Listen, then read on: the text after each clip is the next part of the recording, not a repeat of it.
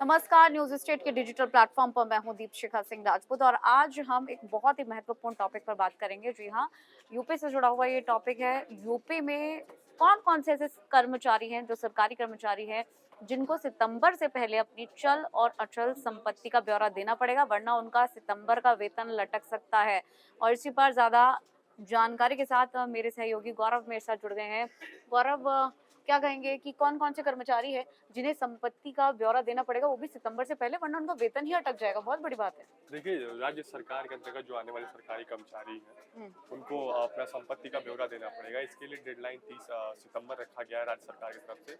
मुख्यमंत्री योगी आदित्यनाथ की तरफ से एक साफ निर्देश दिया गया था कि जो मानव संपदा पोर्टल है उसमें जो सरकारी कर्मचारी हैं, अगर हम बात करें सरकारी कर्मचारी की, उत्तर प्रदेश में तो लगभग 8.5 लाख के करीब सरकारी कर्मचारी हैं। अभी तक जो पोर्टल पे जिन सरकारी कर्मचारियों का ब्यौरा जमा हो पाया है उनमें लगभग 7,20,000 जी। कर्मचारियों ने अपना जो ब्यौरा है वो जमा कर चुके हैं। तो इसके लिए अभी पुराने जो कर्मचारी थे उनकी मांग पर 1 महीने का डेडलाइन बढ़ाया गया था।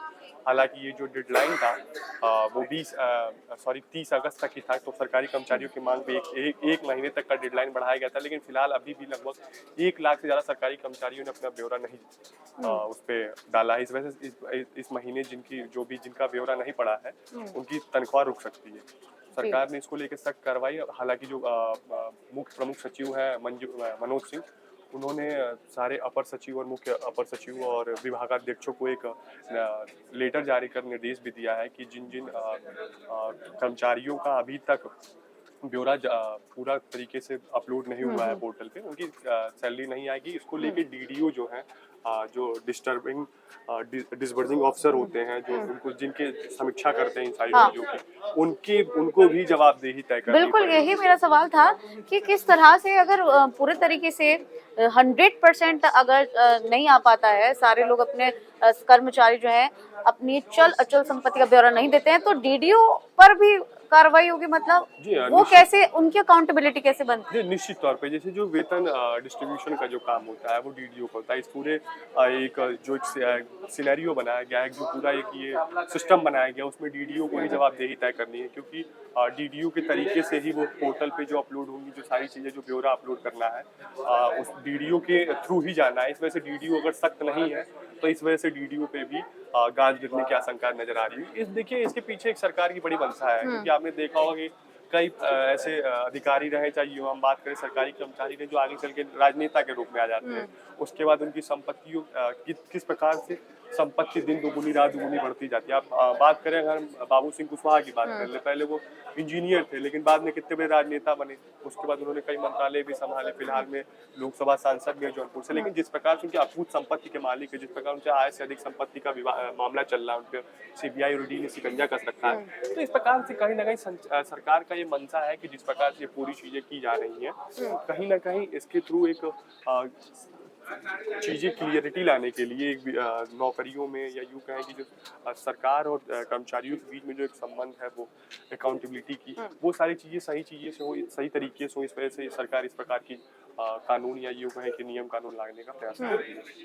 बिल्कुल, जो डेट है मानव संपदा पोर्टल पर ब्यौरा देने की, वो अब बढ़ा दी गई है। और क्योंकि कुछ ही समय बचा है सितंबर की, अगर हम बात करें, तो अभी दोबारा से मांग की जा रही है कि इस डेट को थोड़ा और आगे बढ़ा दिया जाए, जबकि ऑलरेडी बढ़ाई गई है। देखिए, जिस प्रकार से सरकार का स्वभाव रहा है, योगी आदित्यनाथ की सरकार की अगर काम करने की कार्यशैली पर अगर हम नजर डालें, तो सरकार पहले ही 1 महीने इस चीज को एक्सटेंड कर चुकी है, 6 तारीख को। तो मुझे ऐसा नहीं लगता है कि अब लगभग 90% के लगभग कर्मचारियों का ब्यौरा भी आ चुका है। तो मुझे नहीं लगता कि सरकार इसमें और कोई नरमी दिखाने के फेवर में नजर आ रही है। फिलहाल जिस प्रकार से चीजें निकल कर सामने आ रही है, एक चीज तो ये स्पष्ट है कि सरकार इस पूरे मामले को लेकर अपनी तरीके से दलीलें साफ कर चुकी है कि अगर इस महीने सबका ब्यौरा कंप्लीट नहीं होता है, अगर नहीं आता है, तो सैलरी नहीं जाएगी सबके अकाउंट में, जिनका ब्यौरा अपलोड नहीं हुआ है मानव संपदा पोर्टल पे। बिल्कुल, क्योंकि 8 लाख से ज्यादा राज्य कर्मचारी ऐसे हैं जो अपना ब्यौरा दे चुके हैं। 8 लाख से ज्यादा ऐसे हैं जिनको ब्यौरा देना है, और उसमें से 7 लाख से ज्यादा ऐसे कर्मचारी हैं जो ब्यौरा दे चुके हैं। यानी कि अभी भी कह सकते हैं, जैसे कि अभी आपने कहा, कि 90% जो है कर्मचारी वो अपना ब्यौरा दे चुके हैं, और 10% अभी जो कर्मचारी हैं वो बचे हुए हैं। तो हमारे साथ इस पर ज्यादा जानकारी के साथ पंकज सर जुड़ गए, हमारे सीनियर सर हैं।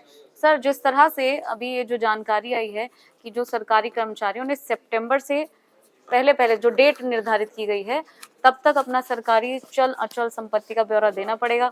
और अगर कोई नहीं दे पाता है तो फिर उसकी सितंबर की जो सैलरी है, वेतन जो है वो रुक जाएगा। और उसमें भी अगर हम आंकड़े देखें तो लगभग 8 लाख राज्य कर्मचारी ऐसे हैं जो जिनको ये ब्यौरा देना है, जिसमें से 7 लाख से ज्यादा कर्मचारी हैं जो दे चुके हैं, यानी कि अभी 10% ऐसे देखिए कर्मचारी। हाँ लेकिन इसमें ये है ये जो आंकड़े हैं सो 12 सितंबर तक के आंकड़े हैं, मीन्स 20 दिन अभी बचे हुए हैं। बिल्कुल। और 20 में अगर आप पैसे का अमूमन देखें तो 26-27 तारीख के आसपास होता है जो सैलरी बनने का प्रोसेस शुरू होता है, क्योंकि 30 तारीख को या 31 तारीख का जो जब भी महीना जो होता है, महीना के अंतिम दिन या पहले दिन सैलरी हर एक कर्मचारियों के खाते में आते हैं।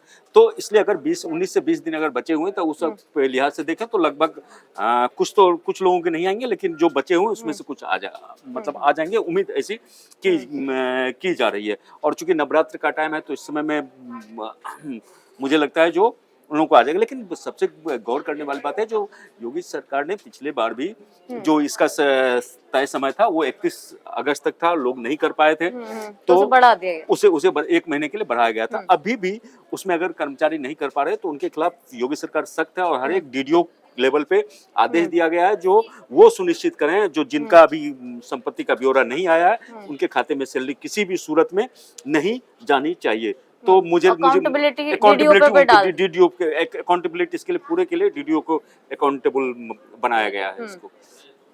तो सर अब कर्मचारियों के लिए कितनी मुश्किलें बढ़ सकती हैं? काफी सारे ऐसे कर्मचारी हैं कि इतनी जल्दी नहीं। कि देखिए मुश्किल कर्मचारियों के लिए है और एक तरह से देखिए केंद्र सरकार का मोदी का कहना नहीं खाऊंगा ना खाने दूंगा, और उत्तर प्रदेश में डबल इंजन की सरकार है, योगी की सरकार है, और केंद्र में जो भी नीतियां लागू होती है तो अगर प्रदेश के हिसाब से अगर सूट करता है तो उत्तर प्रदेश में सीएम योगी जरूर लागू करते हैं। तो मुझे लगता है कि उसी की कवायद में ना खाऊंगा ना खाने दूंगा। और कई बार हमने देखा जो अगर कर्मचारी नहीं देते हैं तो इसमें रिश्वतखोरी और इस सब पे एक लगाम लगाने की भी कवायद है। आप ये देखिए जो साल भर पहले आपके हमने कई केस ऐसे देखे हैं जो मतलब कुबेर के भंडार कर्मचारी होते हैं, पहले कर्मचारी थे फिर नेतागिरी में नेता, लेकिन कुबेर का भंडार हो जाते हैं। मतलब ये है जो आप अगर तीसरे मतलब चौथे दर्जे के भी आप अगर कर्मचारी हैं तो क्या होता है आप रिश्वतखोरी से अंडर टेबल आप वो करके अपना अकुत संपत्ति आप बनाते हैं। सैलरी कम होती है लेकिन प्रॉपर्टी ज्यादा होती है, प्रॉपर्टी ज्यादा ठाट बाट उनके ज्यादा हो जाते हैं। हमने कई ऐसे केस देखे हैं जो तहखाने में वो पैसे रखते हैं, बिस्तर मतलब पैसे का बिस्तर बना के सोते हैं। तो इन चीजों पे लगाम लगाने के लिए रिश्वतखोरी और भ्रष्टाचार पे, चूंकि केंद्र सरकार का और उत्तर प्रदेश सरकार का ये है जो मतलब भ्रष्टाचार पे हम लगाम लगाएंगे, तो इस तरह का जो है जो रिश्वतखोरी पे लगाम लगाएंगे तो उसकी कवायद के तरह ये एक तरह से कर्मचारियों पे नकेल लगाने का एक तरह से ये औजार है सरकार के पास, सरकार का इंस्ट्रूमेंट है ये। और केंद्र मतलब उत्तर प्रदेश सरकार अगर ये कर रही है तो इनका मतलब होना चाहिए। और हर एक कर्मचारियों को अगर उनमें अगर वो काला नहीं है और उनके पास काला धन नहीं है तो उनको इस बात में करने में कोई गुरेज नहीं होनी चाहिए। बिल्कुल, जैसा कि अभी आपने बताया कि जो कुल मिलाकर ओवरऑल काला धन या फिर 2 नंबर की जो कमाई होती है, भ्रष्टाचार से पाई गई जो कमाई है, उन सब चीजों को रोकने के लिए ये एक बड़ी मिशन कह सकते हैं। तो इम्पैक्ट कितना पड़ता हुआ नजर आएगा? देखिए अगर ये रेगुलर बेसिस पे अगर होता है, ठीक है, कई बार क्या होता है ये बात भी सही है, कई बार आप देखिए जो सरकार ने जो आप मान लीजिए आपने पैसे कमा लिए, अब आपके पास पैसे हैं तो पैसे आप खर्च कैसे करेंगे, कहाँ करें, उसके लिए भी आप मतलब काला धन आपके पास है लेकिन आप खर्च कैसे करेंगे, कहाँ करेंगे, इसके लिए भी आप गुंजाइश बहुत कम है। क्योंकि आप अगर कोई बड़ी खरीदारी करते हैं, कुछ करते हैं तो हर जगह आपका पैन अटैच कर दिया गया है, लगभग आधार अटैच है, तो उससे आपने साल भर में कितना ट्रांजेक्शन किया, क्या खरीदा नहीं खरीदा, तो उसका एक आंकड़ा इनकम टैक्स डिपार्टमेंट के पास आ जाता है। और अगर सरकार जब भी चाहे तो उस आंकड़े का इस्तेमाल उसको कर सकती है।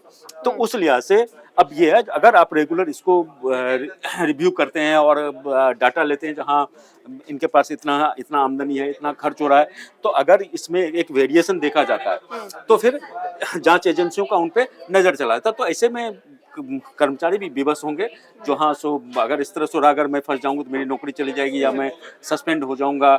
अगर आप सस्पेंड होते हैं, नौकरी चली जाती है तो आपके एक सामाजिक में भी आपकी बदनामी होती है, जो देखो ये तो रिश्वतखोर है ना। और ये तमाम सरकारी कर्मचारियों के लिए, जितने भी सरकारी तमाम सरकारी कर्मचारी के लिए, उत्तर प्रदेश के जितने भी सरकारी कर्मचारी हैं उनके लिए, केंद्रीय कर्मचारी जो प्रदेश के केंद्रीय कर्मचारी हैं उस पे उन नहीं, सबके लिए। उन पे नहीं लागू होगा। जो राज्य के जो कर्मचारी हैं उन सभी पे लागू है ये। एक बार फिर से हम ये जानना चाहेंगे कि जो डेट है वो हमारे दर्शकों को एक देखिए बार फिर से- पहले ये जो तारीख था तो उत्तर प्रदेश की सरकार ने 31 अगस्त तय किया था, लेकिन उसमें में जो आंकड़ा है सरकार के पास नहीं आ पाई थी। कई कर्मचारी थे जो निजी कारणों से या कुछ कारणों से किसी भी वजह से। वो किसी भी वजह से वो नहीं कर पाए थे, तो उनको योगी सरकार ने एक आखिरी मौका दिया था, जो चलिए कोई नहीं, इस बार आपकी सैलरी रिलीज की जा रही है, लेकिन अगले महीने रिलीज नहीं की जाएगी। और सरकार ने वो सख्त लहजे में, उत्तर प्रदेश सरकार ने, योगी सरकार ने सख्त लहजे में इस बात को कहा था। अब चूंकि उसकी भी तारीख नजदीक आ रही है और अभी तक सरकार ने ये एक देखा है, जो 10% के आदमी जितने भी उत्तर प्रदेश के कर्मचारी हैं, तकरीबन 8 लाख कर्मचारी हैं, तो उनमें से 10% के कर्मचारियों ने अभी तक अपना सर्टिफिकेट नहीं दिया, जो अपना घोषणा नहीं किया, जो उनके पास अचल संपत्ति कितनी है। तो उसके बाद से ये सरकार को ये मतलब सरकार के नोटिस में आया, जो अगर इतने लोग नहीं किए तो अब इनको सजा देना चाहिए। तो सजा क्या हो सकती है? तो इनके जब तक ये इनकी सैलरी रोक दो, त्योहारों का सीजन है और सैलरी नहीं आएगी तो उनको मुश्किलात हो सकते हैं। यानी कि उत्तर प्रदेश सरकार ने सख्त लहजे में कह दिया है कि जो भी राज्य के सरकारी कर्मचारी है उन्हें अपनी चल अचल संपत्ति का ब्यौरा देना अनिवार्य है, अन्यथा जो उनकी सितंबर महीने का जो वेतन है उसको होल्ड कर दिया जाएगा, रोक दिया जाएगा।